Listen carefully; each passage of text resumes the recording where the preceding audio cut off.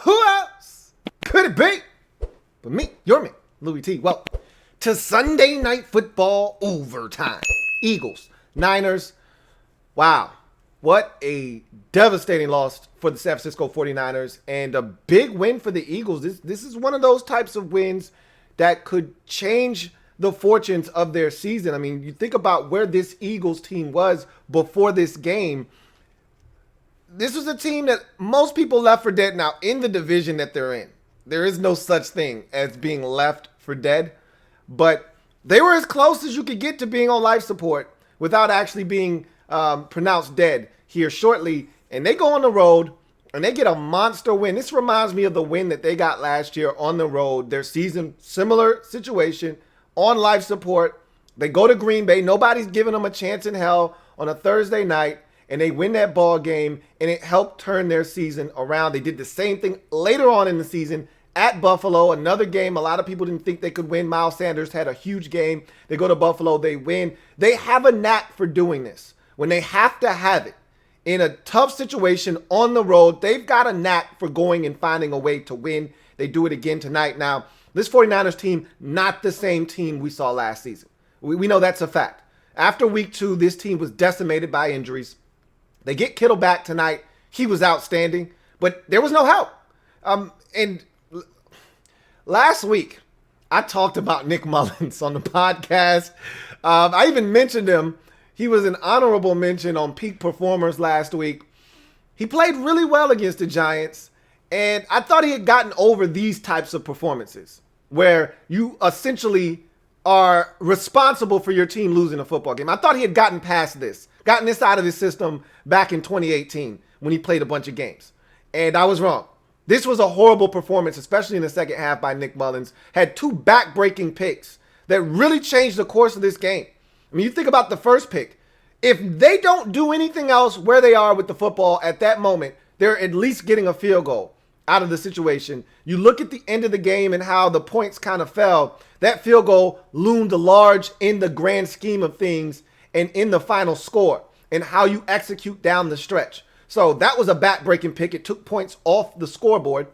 And then you look at the second pick. At least if you're going to punt in that situation, you go 3 and out, whatever the case may be. That was first down anyway. But if you're going to go 3 and out, at least you're only still down by 3. You've got a chance to come back and put yourself in a position to win this football game. You're not dead at that moment.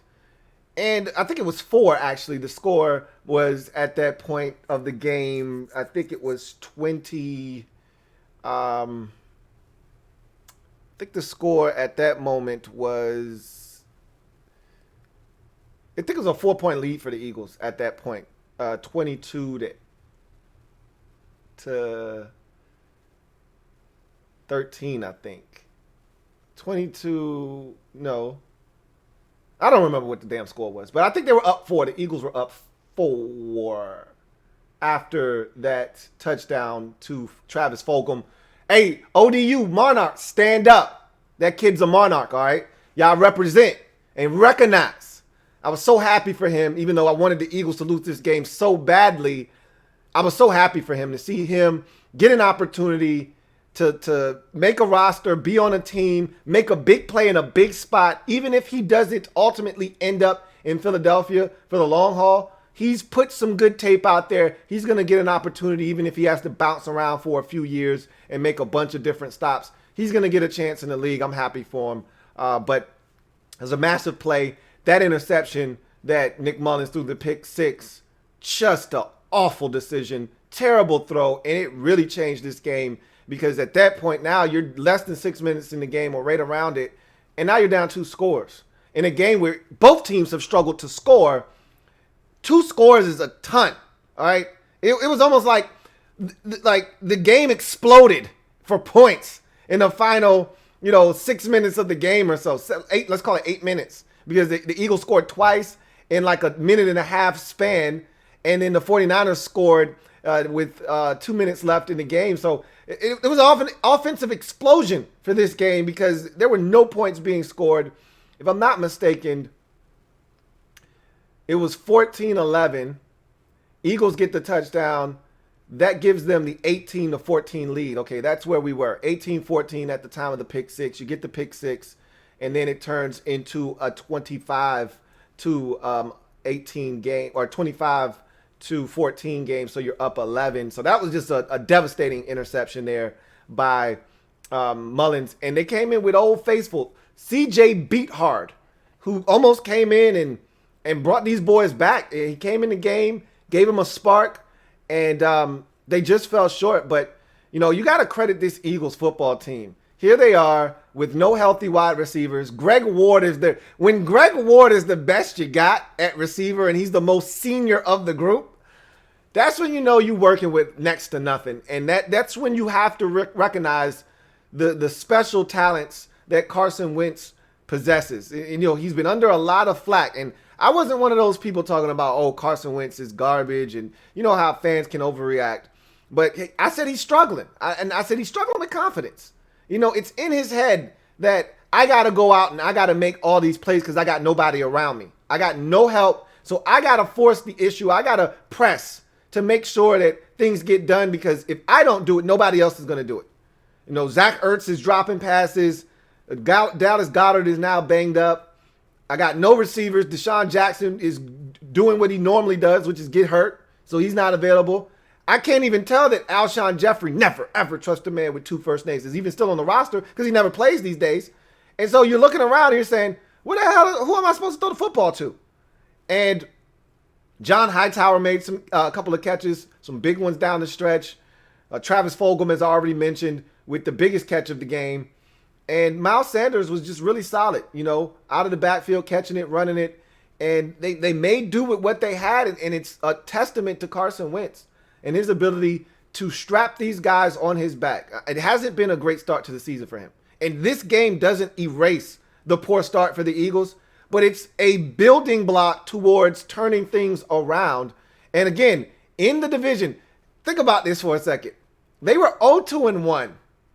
They win their first game of the season, and they are vaulted from last or third place to first place. I mean, it's amazing how bad the NFC East is. But the Eagles, to me, the Eagles and the Cowboys, if the Eagles can find a way to get their shit together, the Eagles and the Cowboys are the 2 best teams in the division. And I think the Cowboys ultimately have the most talent, but they can't stop anybody. At least the Eagles play some form of defense. And ultimately, if you can play the kind of defense that they've played this season for the most part, eliminate some of the mistakes that they've had, and they had some mistakes again tonight, but you eliminate some of the mistakes that the Eagles have been prone to early in the season, you still got a shot. You still got a shot to turn things around and be a really solid team.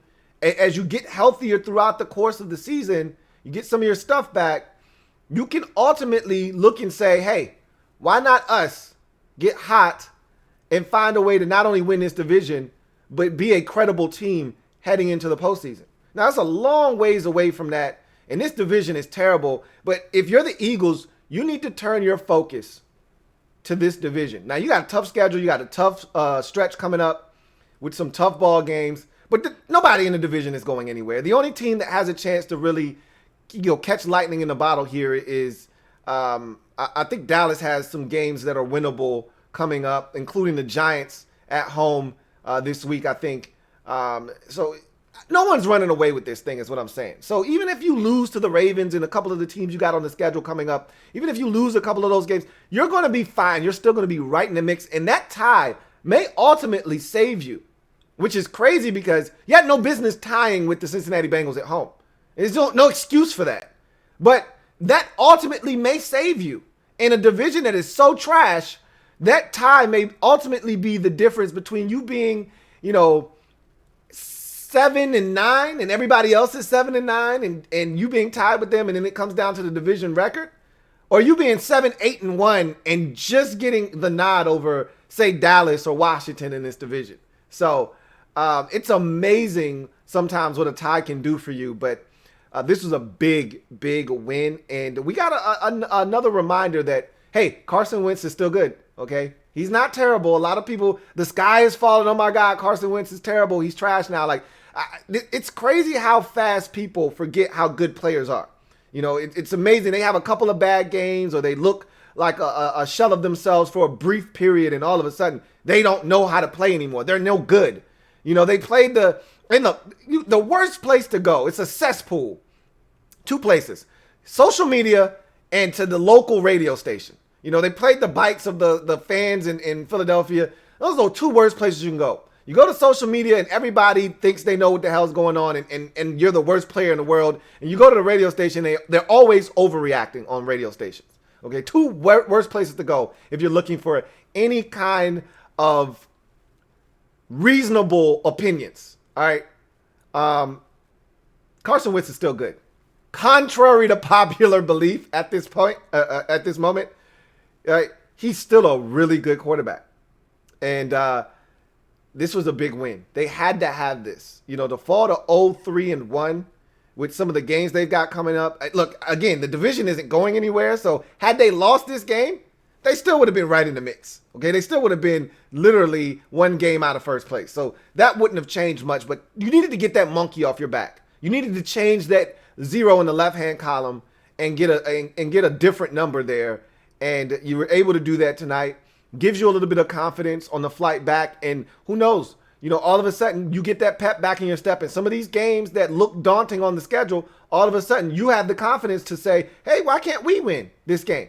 Why can't we beat X, Y, and Z? And so I'm just saying the Eagles are a dangerous team. And they're going to get healthier eventually.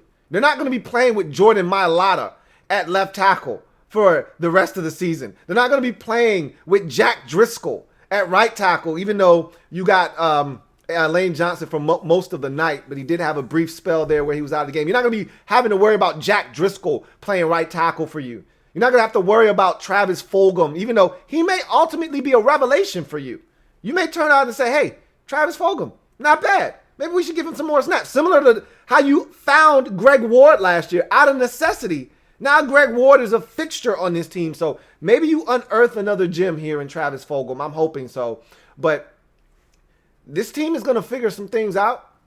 I still like Carson Wentz, man. I still think this guy is one of the better young quarterbacks in the league. And he reminded you of that a little bit tonight. Some people started to kind of jump off the bandwagon, question this guy. And you needed a brief reminder, and you got a little bit of that tonight. I'm not saying he was sparkling. I'm not saying he was awesome. That San Francisco 49ers defense, despite being banged up, they're still a quality unit.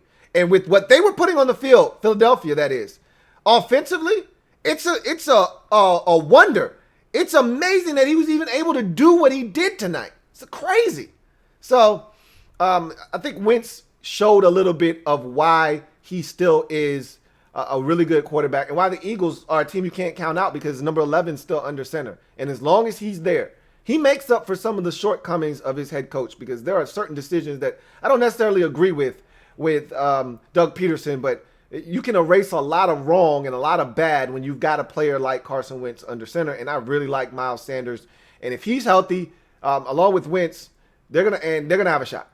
They're going to have a shot this season, especially with the way the division is set up. If you look at the 49ers, there were a few guys that I thought really struggled tonight. First of all, I thought both of their tackles weren't very good tonight. Trent Williams had his hands full over there with Derek Barnett and a couple of other guys. He struggled tonight, did Trent Williams. Had a holding penalty, got beat around for a sack, had a false start late in the game, gave up a couple of pressures. He just didn't look great tonight. And that could be a one-off. And I thought Mike McGlinchey struggled a little bit. He gave up the pressure late, a couple pressures late in the game. He didn't look fast off the snap tonight. And so I just thought they struggled up front with their bookend tackles. I also thought that they didn't do well. Nick Mullins is an understatement. He was really bad tonight, especially in the second half. That interception there, some missed throws. How about the miss early in the game to the fullback, Kyle Juszczyk? If he hits Kyle Juszczyk on that play, I don't know if Kyle Juszczyk still isn't running right now. Now, there were two Eagles defenders down the field and only one 49er to block those defenders, but I don't give a damn. You just got to hit that throw. And there was nobody around. He wasn't rushed. He just missed him. He was awful tonight. All right.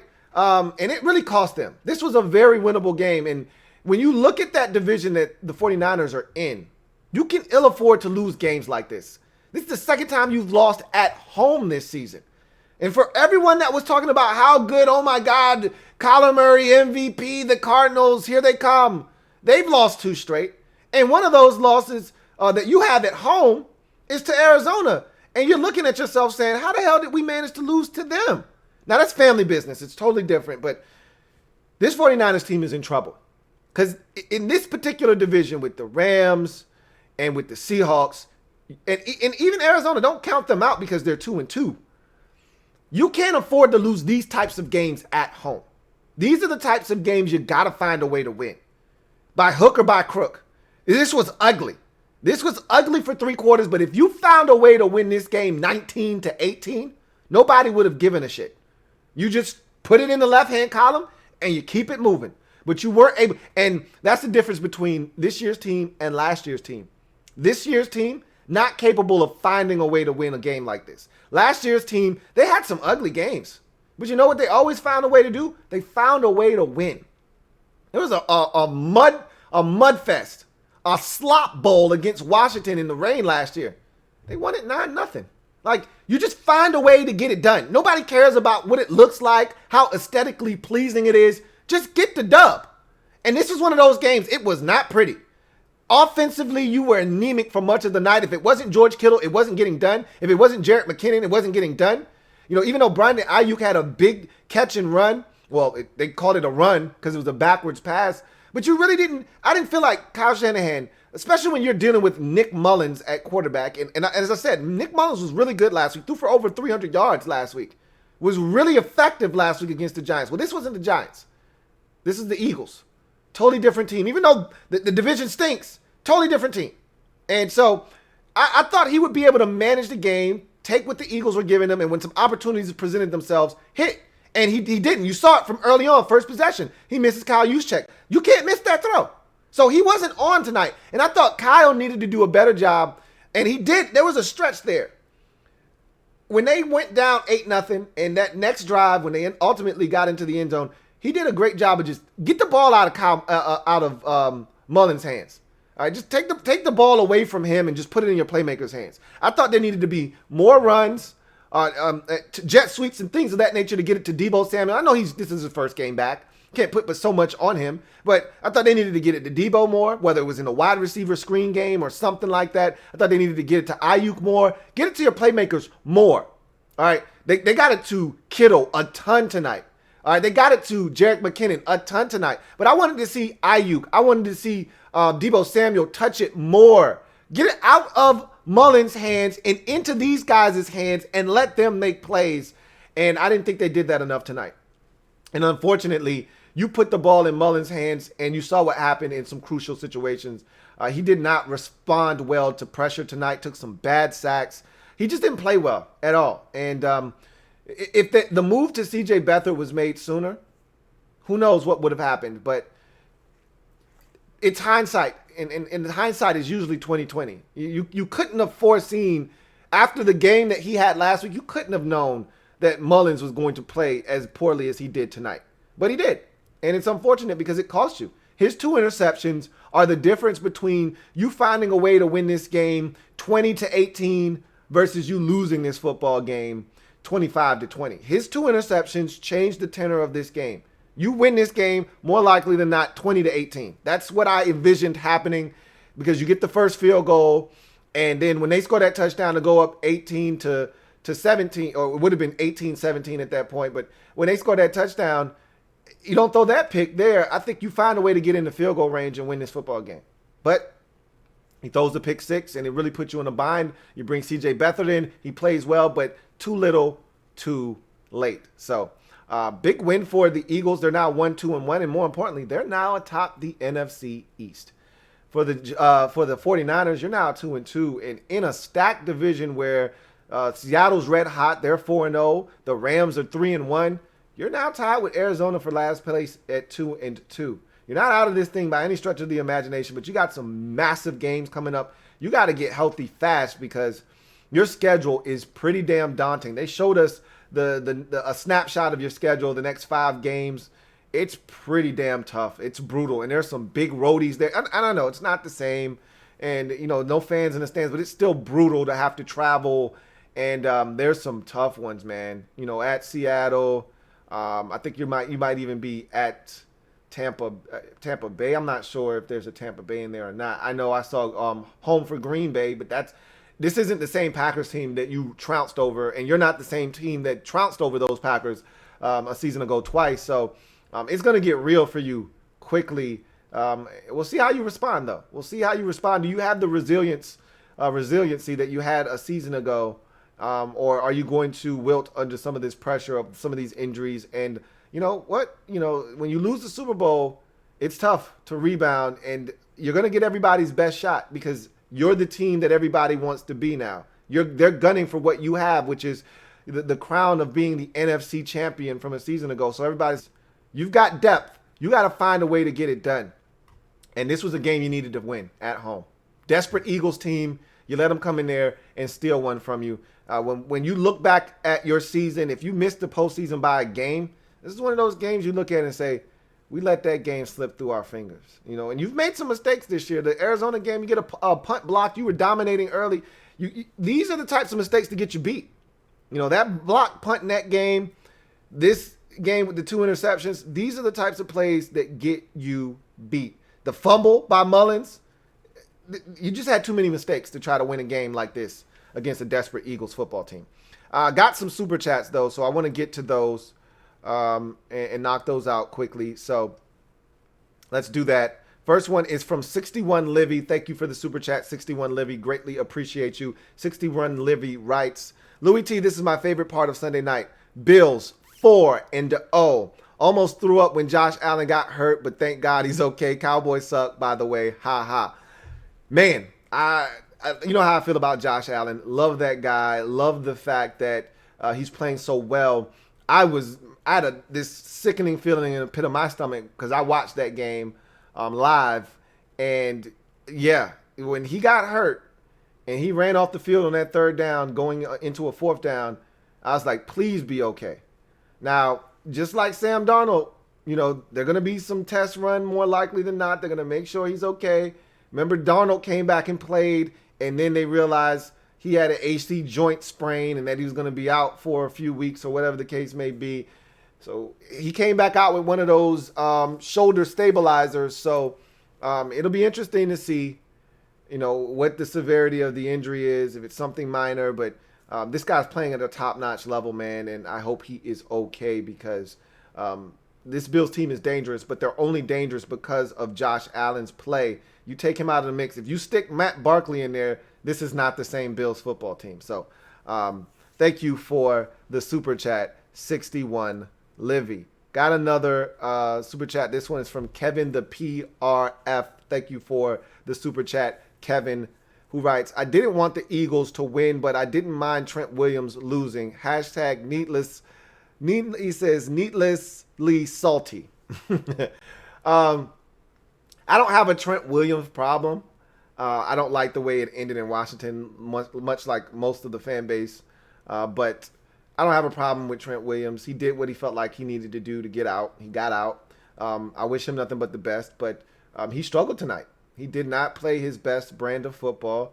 And you also got to look at the fact that the Eagles know him. They've played against him for multiple years. These guys know his tendencies. They know how to play against him. So he did struggle a little bit tonight. So I didn't mind him losing, but I did because that's another loss for me on my sheet. And I didn't need that. And I didn't want the Eagles to win a goddamn thing. So got another super chat. This one is from 61 Livy once again. Double up. Thank you for doubling up, 61 Livy. Greatly appreciate you. Thank you for the super chat. 61 Livy writes, Kyler Murray had 24 completions for 133 yards. MVP? I don't think so. Josh Allen, and more Josh Allen. It's amazing how when people start having these early season MVP conversations, his name isn't even coming up. And I just find that so hard to believe. You look at the numbers Dak Prescott is putting up. People like to get enamored with that. 3 straight games of over 450 yards passing. Never been done in NFL history. He threw for over 500 today. That's because they can't stop anybody, and he's having to throw it 50 times every game for a bunch of yards in garbage time just to bring his team back to even have a shot. That's why he's throwing for over 450 every game. But, when they start talking about MVP, they always rattle off, Wilson, rightfully so. He should win it this year, and I think he will. And I've already talked about voters overcompensating for him never receiving an MVP vote in his career to this point. They're going to overcompensate, and they should, because he's been phenomenal this season. They talk about Rodgers and his hot start to the season. They'll mention Murray, which I don't understand. And I'm like, how did you just happen to conveniently skip over Josh Allen and the 4-0 red-hot Buffalo Bills because of the way Josh Allen is playing? It's amazing to me. But just keep balling. They will come calling eventually. That's the way I view it. You just keep doing what you're doing. They're going to have to take notice at some point. But yeah, the Panthers, man, I told anybody that would listen. Now, I still think they're going to struggle this season, but they've got a hell of a head coach, man. Everywhere he goes, winning soon follows. And so the Panthers are going to be a dangerous team. They're going to be scary, man. I'm telling you. That defense, they're starting to howl, man. They are making some noise, and they really put the clamps on Kyler Murray and that red-hot Cardinals offense. So look out for the Carolina Panthers.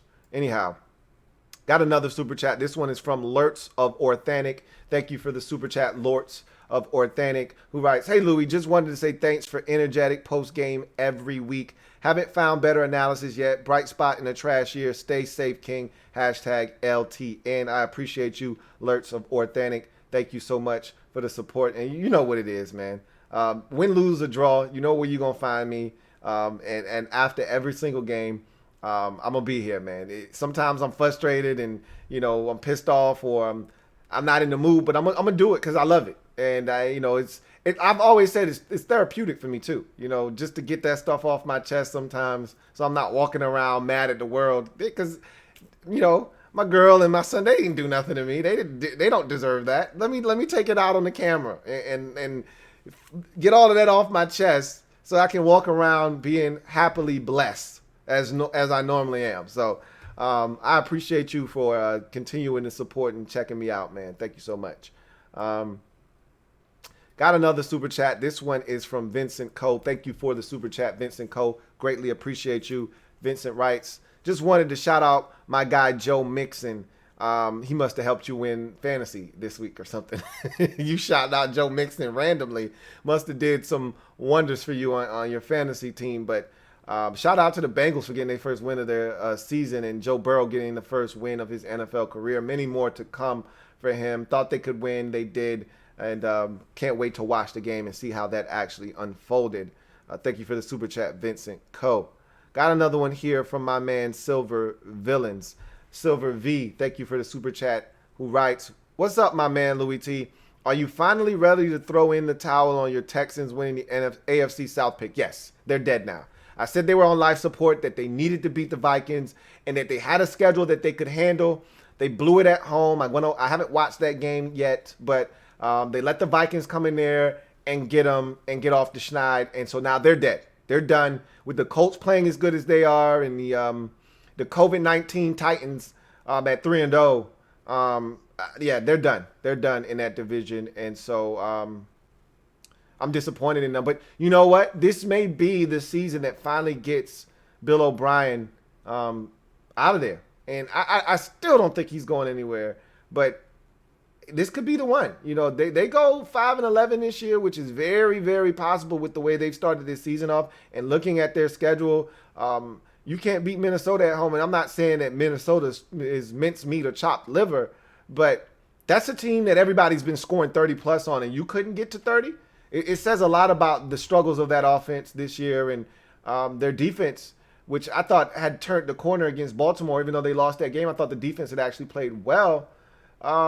I was wrong. They didn't turn any type of corner. They allowed the Steelers to beat them up last week, and they allowed the Vikings to beat them up this week. So the Texans are done. They're absolutely done. Thank you for the super chat, Silver V. Got another one here from my man Jack M. Thank you for the super chat, Jack M.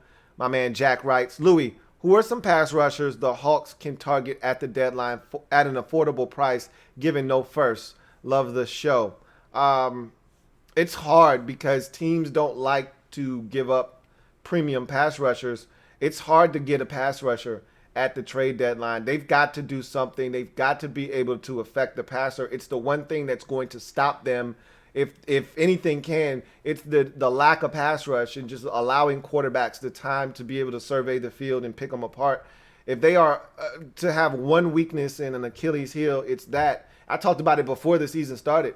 I love the acquisition of Jamal Adams, but I said you still need someone to get after the quarterback, and they don't have that right now. And I don't know of anybody that's going to be available at the trade deadline. Obviously, as you get closer, you'll hear some names start to surface, but there aren't anybody. You're not going to find a guy that's going to come in and be an impact player that a team is just going to be willing to give away unless that player is on the last year of their deal and they don't think they can re-sign that player. And rarely do you see teams looking to move a pass rusher. It's going to be tough. I'm looking at what the Vikings ultimately got for Yannick Ngakoue, or the Jaguars got for Yannick Ngakoue, and I'm saying, why didn't you do that? That would have been a perfect. He fits exactly what Seattle, does, and obviously you would have had to pay him. That's not something I don't know if you were really interested in doing, but I don't think he's gotten a payday in Minnesota yet either. So it's hard to say. I guess you got to wait until teams are out of it and they don't have anything to really play for at that point. And then you kind of make some phone calls. I think that's where you are right now at the season. At this point, everyone still thinks they've got a chance. It's early. You're only at the quarter pole of the season. So everybody's looking at their season and saying, well, we still got a shot. And you probably got to wait until you get closer to the trade deadline. And then some teams are 2-6, or 1-5, 1-6. And they're like, okay, we can start mortgaging off a few pieces that we deem, extra, or, pieces that are somewhat ancillary and we can move on from them. But it's hard to find pass rushers. It's one thing if you're looking for a receiver at the trade deadline, or a tight end or something like that. But you're looking for a premium position. That's like asking, hey, how can I get my hands on a corner at the trade deadline? Like, teams aren't giving away corners. You're not giving away pass rushers. You're not giving away quarterbacks. Those are premium position players. You're not giving away a left or a right tackle. It's a premium position. It's going to be tough to find one out on the streets. It's tough, and you've got nothing. You got nothing out there. Bruce Irvin was supposed to be, a little something. He's done for the season. It's going to be tough. It really is. Thank you for the super chat, Jack M. 61 Livy, thank you for the super chat once again, tripling up. Really appreciate you, 61 Livy. Thank you so much. Who writes, are you worried at all about a COVID shutdown? And do you find it odd that only Cam Newton was positive, the quarterback who is in everyone's face, and he's the only one? Odd to me. We're going to talk so much more about that on the podcast tomorrow. So the Monday episode of the Louie T Network podcast, we're going to kind of dive into that situation and, tackle that. I'm not worried about a COVID shutdown, but obviously I said before the season started, I didn't think we would get through a full 16. So this isn't surprising to me.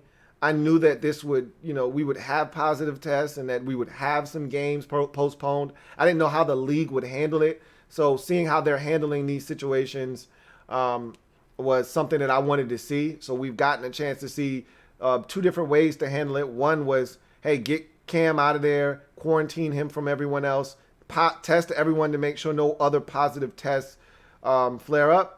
And then same thing with the Chiefs. They had their practice squad quarterback, Jordan Ta'amu, show up with a positive test as well. So they had to shoo him away and get him the hell out of there. No other Chiefs tested positive. So, they were able to just bump the game back a day, So, that was a nice situation there that they were able to avoid having to postpone that game like they did the Titans-Steelers game. But, they just got lucky with the Titans and Steelers with the bye weeks being how they were set up with the Ravens and the Steelers having the same bye week, so they could just move their game 1 week up and play that game in week 7, and so it just worked out really well for them in that particular situation. But I don't think this is the last time we're going to hear of COVID-19 in the NFL and games having to be rescheduled and things of that nature. We'll see how it goes, but I'm not worried about a COVID shutdown. If it happens, it happens. But at this point, I said this on the podcast. The players have done a really good job for the most part of doing the right things. Going home after practice, and steering clear of any nonsense. And disappointed in the guys that haven't been able to do that. But we'll talk more about that tomorrow.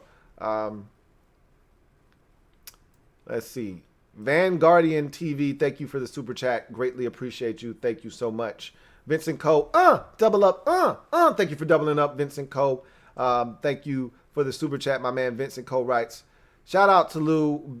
Been a fan since 2014 wrap-up series. I appreciate you. You've always been around, Vincent. So it's been a while. You've been rocking with me for a very long time, man, and I really appreciate you. Thank you so much, Vincent Cole. I think that's the last super chat that we have. And so, with that being said, we'll get to some comments. We got 24 minutes left. I'll run through as many of these as we can get through, and then we'll get out of here. Niners fan says, don't ever call Nick Mullins a capable backup again. The only reason he's serviceable is because of Kyle's offense. So, if you're out there and you want your comment read, make sure that you use the hashtag LouieTLive. If you want to jump to the front of the line, the best way to do that is via Super Chats. That being said, I thought he played well last week, and I did not foresee what happened this week happening. And Kyle Shanahan is a talented offensive mind. You know how I feel about Kyle Shanahan, and he can take meager quarterbacks and turn them into serviceable guys. That's what you're supposed to be able to do if you are as good as we think you are. And so he's done that with Nick Mullins, but Nick had played well. There were stretches in 2018 where he played well and showed the talent. He showed it last week against the Giants. I thought that was a really good performance to come in and steady the ship. He did what you see most backups do. Play good one week and then don't play well the next week. That's why they're backups, because they're inconsistent. That's what you saw from Nick Mullins. We've seen the same thing from C.J. Beathard. He'll play good one week, play poorly the next, which is why Nick Mullins ultimately beat him out. So at the end of the day, he didn't play well tonight. He didn't play well enough for you to win. And honestly, he cost you the game, and that happens sometimes. But he's a serviceable backup quarterback. In a league where there aren't many serviceable backup quarterbacks, he's right in that mix of guys that you say, hey, 2-3 week stretch, you throw him out there. He won't throw up all over himself, maybe once or twice, but that's the state of the backup quarterback position in the league. There aren't many really good ones that you feel good about putting in the game and not worrying about them losing you a ball game. And so he had a rough go of it tonight. He really did. Niners fan says, this loss really stings with how competitive our division is. Honestly, think our season may be over with how difficult our schedule is. I won't count you out yet, but this is a damaging loss. But a lot of football left to be played. You're only 4 weeks into the season. You've only played one game within the division. You got what's going to come down to for you is how well you perform in the division. You've got a chance to handle your own business. You've already let one slip through your fingers in the division at home versus Arizona. So that's a tough one.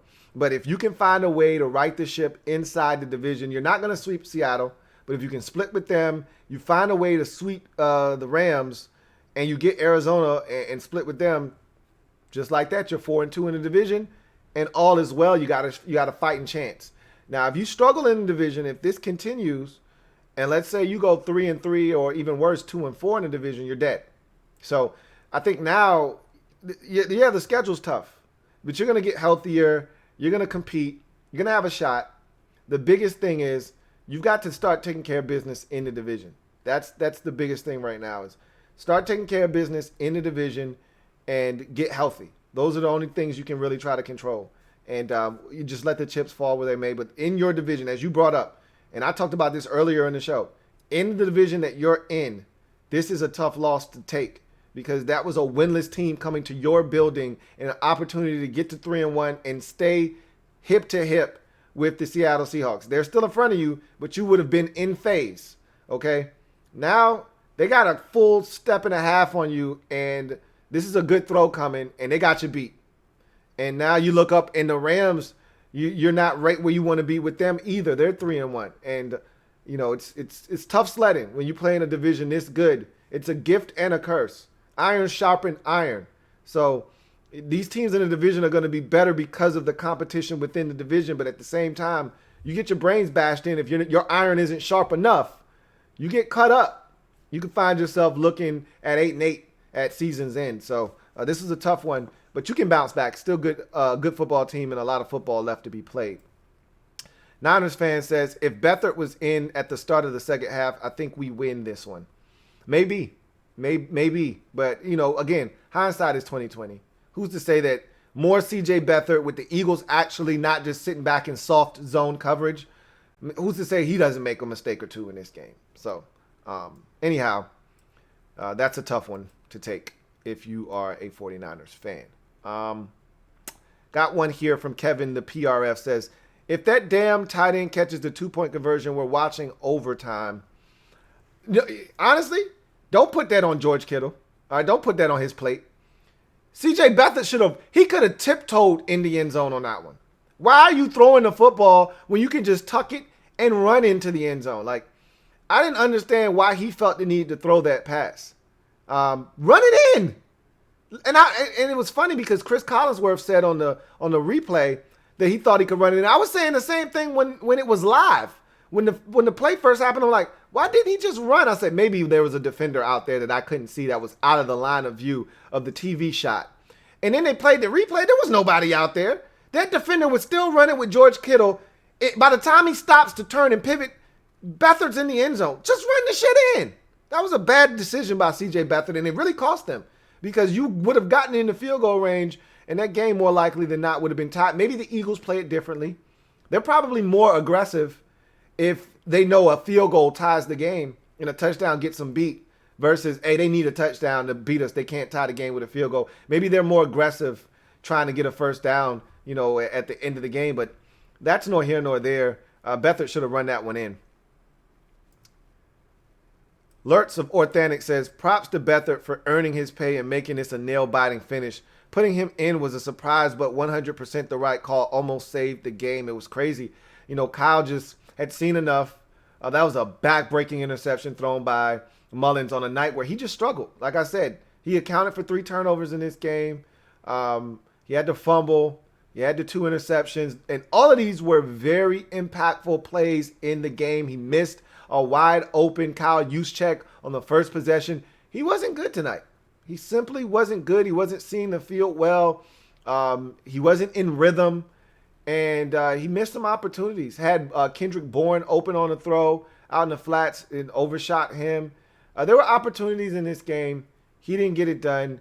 And it took balls for Kyle to make that decision at that juncture. You're bringing a guy in cold off the bench with 6 minutes left in the game, essentially, or not even 6, excuse me. You're bringing a guy in off the bench. Yeah, I think it was like 5 minutes and some change left in the game and saying, all right, bring us back. That's tough, but Beathard was game, and good for him for staying ready. Niners fan says, Super Bowl hangover, here we come. It's starting to feel that way. Starting to feel that way a little bit. Absolutely. Kevin, the PRF, says, 18-14. That was the score, and I figured it out. It took me a while, but as I kept talking, I figured out the score. JCamman99 says, so the NFC East is horrible. The Eagles have no business being in first place. The divisional games are going to be bad. Family business is always fun. Whether the teams are good or not, it's going to make for compelling theater. But the division is absolutely horrendous. There is no doubt about that. And anybody outside of the division probably isn't going to want to partake in any of that family business, and I totally understand, okay? But if you're a family member, you're going to be glued to your television screen, and you're going to be at the edge of your seat watching this family business take place like Cowboys-Giants next week. I'm going to be all in. I need to see what's going on over there. I need to see what the family is up to. A lot of you are like, nah, I'm good. I'm going to pass. And I totally understand that. Niners fan says, Brandon Ayuk already looks like he can be special. I agree. And that's why I wanted him to touch it more tonight. I thought last week he was a fixture in the game plan. He had 3 rushes. He had another 3 or 4 catches. I just thought he needed more opportunities to touch the football tonight. Anytime you can get the ball out of Nick Mullins' hands and into a playmaker's hands, that's what you need to do. I didn't think you did enough of that today, and that was part of the reason Nick Mullins had so many turnovers, is that there was too many times where you put the ball in Nick Mullins' hand and said, hey, Nick, make a play for us. No. That's not what we're looking to have done here. You get the ball to your playmakers and take it out of Nick Mullins' hands, and too many times tonight you weren't able to do that. If it wasn't Kittle, if it wasn't if it wasn't Jerick McKinnon, I didn't think the other guys got enough touches. I didn't think Deebo Samuel got enough touches. I didn't think Brandon Ayuk got enough touches tonight. J. Camman says, I got Kittle on my fantasy team, so good night for me. And the Bills are 4-0, one of the best teams in the league with no chance for a bye. Thanks, rule change. I know that sucks. Now, you're going to have a chance, at a bye. You just got to keep winning and hope the Chiefs lose. But at the end of the day, you're going to have a shot. But more likely than not, you're not going to go 14-2 or 13-3. And because of that, you're right. You're probably going to be playing in Wild Card Weekend. But if you're good, you get the home playoff games and you win them. Just take care of business. No matter whether you've got fans in the stands, Orchard Park is a home field advantage, especially as you get later into the season. It becomes a home field advantage for you. So just get as many games at the crib as you can. Reese says, hey, Luke, been meaning to ask you something. Are you not doing call-ins anymore? The Bucs play on Thursday night, and I may want to call in after the game. Nah, I'm kind of shied away from the call-in. So, no, I'm not really doing that anymore. But thanks for asking. JCamman99 says, Herbert looks really good. Daniel Jones and Dwayne Haskins won't even come close. Granted, he hasn't won a game yet. Herbert does look really good. And I haven't watched that entire Buccaneers game. I got bits and pieces of it today. But there were some throws. And I read something that Bruce Arians, after the game, went over to Anthony Lynn, who he's very familiar with and very close to, and told him, hey, you got a real one over there in Herbert. That throw he made was Mahomes-esque, he told him. It was a Mahomes, like he was backpedaling and threw a dime, apparently. I didn't see it. So I am jealous. I'm not going to lie to you. I didn't think Justin Herbert would be this good this soon. I thought he had a chance to be good. All the tools, I told you, he's toolsy coming out of Oregon, but I thought it was going to take some time. And you can just tell right away when a guy has it. And Justin Herbert has it. And I'm jealous. I'm not going to lie to you. I'm extremely jealous because they got it right on the first try. And here we are doing it again. And I'm still not sure if we got it right. I'm leaning towards more so that we didn't get it right than we did get it right. But jury's still out. And here they are feeling like, man, we got it right. And so, yeah, there's that. Kevin, the PRF, says, I hope Cowboys can find a way to spot the Redskins 20 points. I hope so, too. Because I feel really confident that we're not going to allow them to come roaring back. But we need them to spot us a 20 spot in the second half, though. Like, you can spot us to 20 up front. I just need to be up by, 27 in the fourth quarter like the Browns were. Like, if I'm up 41, if we're up 41-14, we're not blowing that lead. So, it'd be nice. But that'll be the week that they don't turn it over at all, and they just score 38, and they don't give up, 48. They just score 38, and we can't get into a shootout with anybody. We're not capable of scoring 30 anything. We might not score 30 until week 11, all right? So, unless the defense wants to get involved or the special teams wants to be special, we're not scoring 30 anything. And so that's why the Cowboys are just going to be a tough one for us. I think we can beat anybody in the division. Right now, Dallas is the team that I'm most afraid of because of their explosiveness offensively. And I just don't like that matchup for us because they can score at any point in the ball game from anywhere on the field. And we're just not capable of keeping up with that kind of pace if you get into a shootout. Reese says, Tom Brady, 30 of 46, 369, 5 touchdowns. He still got it. I also saw a pick six, so don't forget about that as well. But yeah, he played well. He played really well. After a slow start, you were down early in that game, 24-7, I believe. He comes roaring back and brings you guys back, and that's what Tom Brady can do. That would have been a loss last year if Jameis Winston was, your quarterback. So that's the difference between a Brady and a Jameis Winston. Is these are the type of games you would have lost a season ago. These are the games you're winning this season because of a Tom Brady. But I can tell you this much: against a better team, you spot them 24 points, you throw a pick six like you did in week one, you're going to lose the game against better football teams. So that needs to be something that you kind of correct, because you're not going to spot teams a 24-point lead or a 24 points and 17-point lead. I think that was 24 unanswered, if I'm not mistaken, for them. It might have been 17. I don't know who scored the first touchdown. I want to say Tampa Bay scored the first touchdown in the game, but that's nor here nor there. Against better teams, against Kansas City later on in the season, you do that, you're going to lose the football game. Against some of the better teams in the league, you're going to lose the football game if you fall behind 24-7. So don't make a habit out of that. But it was a hell of a game by Brady. He looked sharp as he continued to get into a rhythm. JCamMan99 says, Mike McCarthy is destroying the Cowboys. He is not an inspiring coach anymore. He never was. I was never a Mike McCarthy fan. I told anybody that would listen that he's just a puppet. Jerry hired him because he's a guy that he can manipulate and control. That's why you'll never see someone with any kind of chops or anyone with any kind of backbone be the coach of the Dallas Cowboys, because Jerry is too meddlesome. And he needs someone that he can control, and he can control Mike McCarthy. Whereas, a Lincoln Riley, for instance, who is struggling this year, maybe he wants to make that jump to the NFL after Oklahoma stinks this year. But if I'm Lincoln Riley, I'm not going to the Cowboys so I can be controlled by Jerry Jones. If, Ron Rivera, if I'm Ron Rivera, I don't want to go to Dallas and be controlled by Jerry Jones. I want to have my own voice. I want to have my own say. I want to have control of my team. And you'll never have that as long as Jerry Jones is alive and kicking. He's going to be in control of everything, and he's going to micromanage everything. And so you're just a figurehead.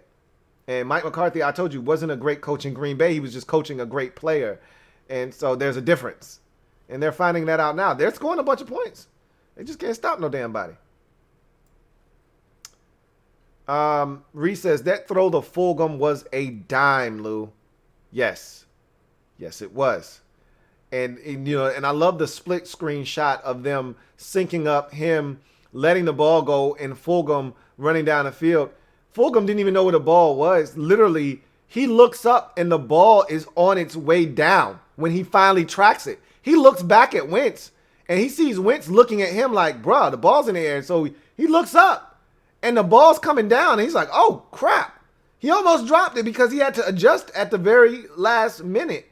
And so it was an absolute dime. And that's what people fail to realize, is that when Wentz is on, there aren't many better, especially at the deep ball. You saw how much air he put under that? That's Russell Wilson-esque. The amount of air he put under that, the best deep balls just fall out of the sky. When you put it on a line on a frozen rope, there's no margin for error there. When you put that kind of air and touch on it, man, is it fun to watch. And that was a beautiful throw by Carson Wentz. I got another super chat here.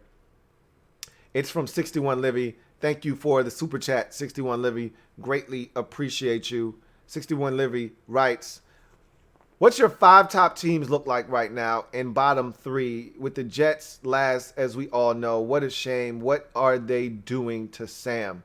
So the top 5 teams would look something like the Chiefs, number 1. I would put the Buffalo Bills, number 2.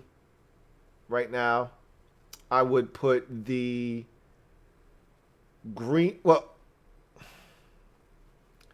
I would put the Seattle Seahawks 2. I would put Buffalo 3 because Buffalo's defense hasn't been all that great either. I think they can be better, but they haven't been great this season. So I'll put them 2 because of Russell Wilson. Bills 3, Packers 4. Want to see what they do on Monday night. If they win, I'll probably elevate them over the Bills. and put the Bills number 4 and the Packers 3, but I need them to take care of Atlanta and do it impressively, especially with all the injuries that the Falcons have. They need to destroy them on Monday to elevate up to number 3. If they just win, they'll be 4. But I've got the Bills at 3, Packers at 4 right now, pending Monday night. And then to round out the top 5, I think I still like the Baltimore Ravens to round out my top 5 right now. I think they're better than the Rams. As I'm trying to think about all the divisions in football, I think I got everybody. I don't think I left any really good teams out. And there's the Steelers, but I still got questions about their offense. I think they're on the outside looking in, but their defense is legit. So that's what I would go with top 5. My bottom 3 teams are the Jets, the Giants, even though they fought their asses off today. But I still don't see enough talent on that football team. So I would go Jets, Giants, and then I think Jacksonville would be my third worst team in the league. I mean, you could easily make the case for any of the NFC East teams. You could say, hey, Jacksonville, Dallas, Washington, all of them can be tied for third worst. But I think that Jacksonville's inability to play defense right now, coupled with the inconsistencies offensively, even though I still chalk up last Thursday's loss, or at least the ineptitude of their offense, to no DJ Chark. But I'd still think that you could easily make a case for Washington, or they're offensively challenged. There are a number of teams you could make a case for, but I'll put Jacksonville there for now. With Washington and a couple of other teams kind of looking at them like, hey, what about us? You know what? I need to watch that Houston Texans game, but maybe Houston is worse than Jacksonville.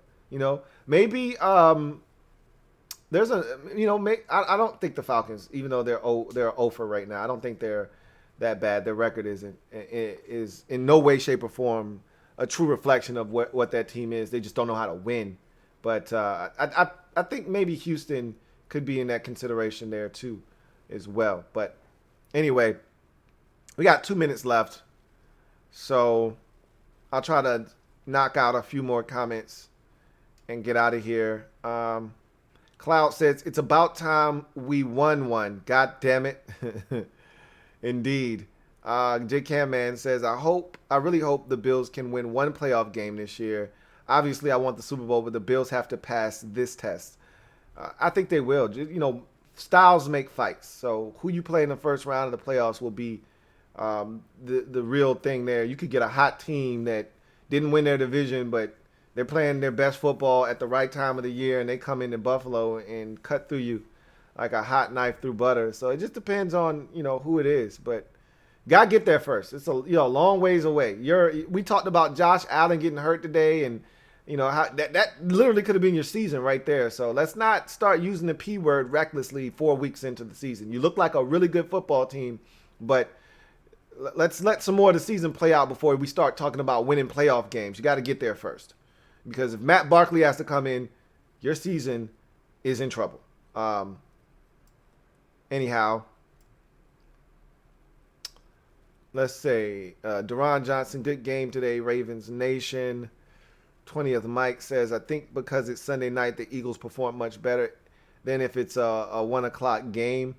I don't think that had anything to do with it, but they've shown the ability in these types of spots, back against the wall. They got to have it. They seem to perform at their best in those situations. I talked about a couple of those situations last year and how they stepped up when they had to have it to keep their season on track. They got it, whether it's on the road at Green Bay last year or on the road at Buffalo last year. They found ways to win those types of games. The game against Dallas at the end of the season wasn't their best game, but they found a way to win. They usually find a way to pull these types of contests out, and they did it again tonight. 61 Livy says, Alan Diggs, 2020, Get out and vote. That's a hell of a combination right there, man. I'd vote for them. Those two are making some beautiful music together right now. Um, Captain Spartan 04 says, yeah, I'm concerned that the Eagles can swing momentum and catch my Steelers slipping next week. Um, that definitely could happen. You know, you got an extra week to prepare. We'll see what you do with that. But that all of a sudden becomes a dangerous game now. A really dangerous Eagles team now with a little bit more confidence than they had coming in. But I can tell you this much. Your defense is the type of defense that could send him right back into a tizzy and having himself doubt the level of talent that he has around him. Your defense is good enough to force the issue against Wentz. Get after him.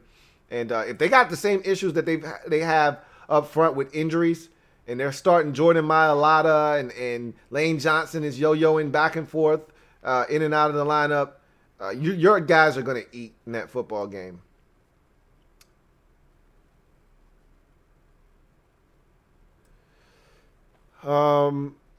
We've hit an hour, so we're going to go ahead and get out of here. I appreciate you guys and all the super chats tonight and all of you guys that joined me on the stream tonight. Big win for the Philadelphia Eagles as they get their first victory of the season, 25-20 over the San Francisco 49ers.